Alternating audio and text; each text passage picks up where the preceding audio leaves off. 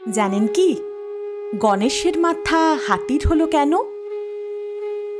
একদিন দেবী পার্বতী স্নানের আগে নিজের শরীরের মলয় চন্দন ও পবিত্র অঙ্গরাগ দিয়ে সৃষ্টি করলেন এক পুত্র, গণেশ।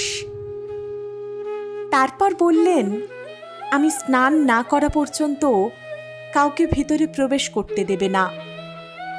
কিছুক্ষণ পর সেখানে উপস্থিত হলেন স্বয়ং মহাদেব শিব।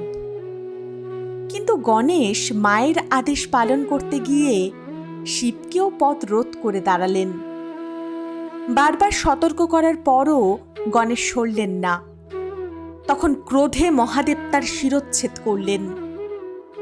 এই দৃশ্য দেখে দেবী পার্বতীর ক্রোধে কেঁপে উঠল সমগ্র সৃষ্টি।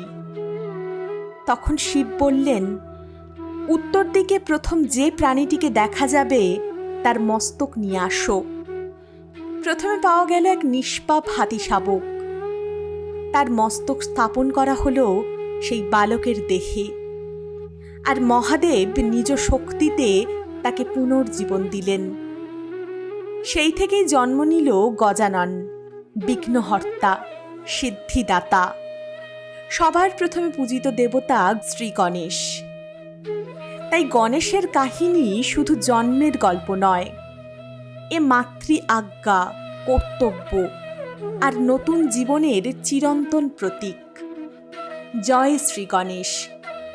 এমন আরও রহস্যময় গল্প জানতে সাবস্ক্রাইব করুন কণ্ঠপুরাণ।